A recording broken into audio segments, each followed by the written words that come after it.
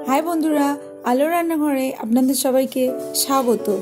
आमरा बांगालिरा शाक पाता खेते मोटामुटी भालोई बासी। तो चलुन आजके देखे नेওয়া যাক শুশনি শাকের এই রেসিপিটি।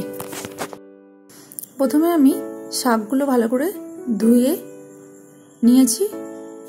এবার এগুলোকে বেছে নেব। এইভাবে এই বোঁটাগুলো কেটে নিতে হবে। এই যে সব বোঁটাগুলো কেটে নিয়ে আবারও একবার ধুয়ে নিলাম। এই যে এইভাবে কেটে নিয়েছি ছোট ছোট করে একদম। এইবার একটা কড়ার মধ্যে শাকগুলো দিয়ে দেব।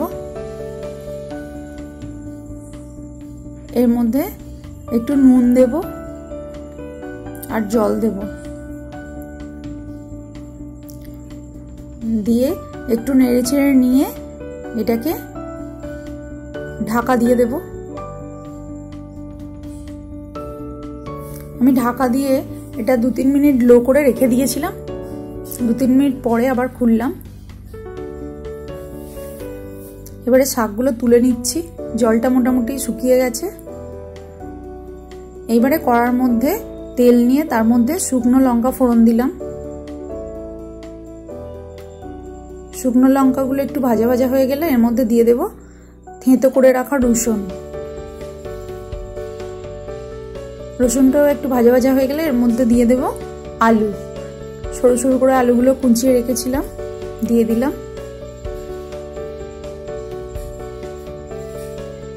এর মধ্যে একটু নুন দিলাম।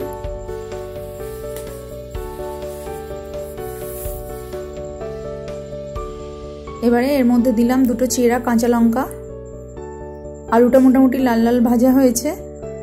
এর মধ্যে দিয়ে দিলাম কেটে রাখা পেঁয়াজ।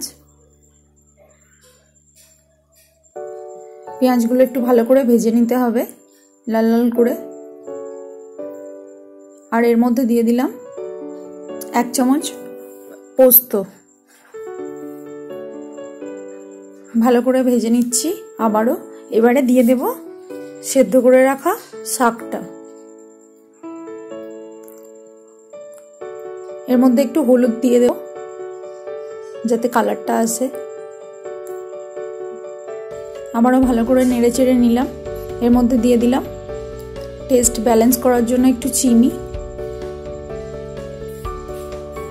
আবারও ভালো করে নেড়ে চেড়ে নিলাম। খুব বেশি নাড়তে হবে না, যেহেতু শাকটা সেদ্ধ করা ছিল তাই।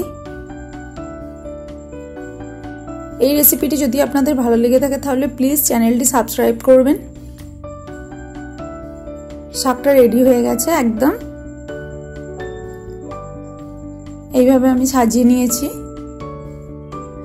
যদি রেসিপিটি আপনাদের ভালো লেগে থাকে তাহলে প্লিজ চ্যানেলটি সাবস্ক্রাইব করবেন আর ভিডিওটিতে একটি লাইক করে দেবেন আর কমেন্ট করে জানাবেন কেমন লাগলো। টাটা।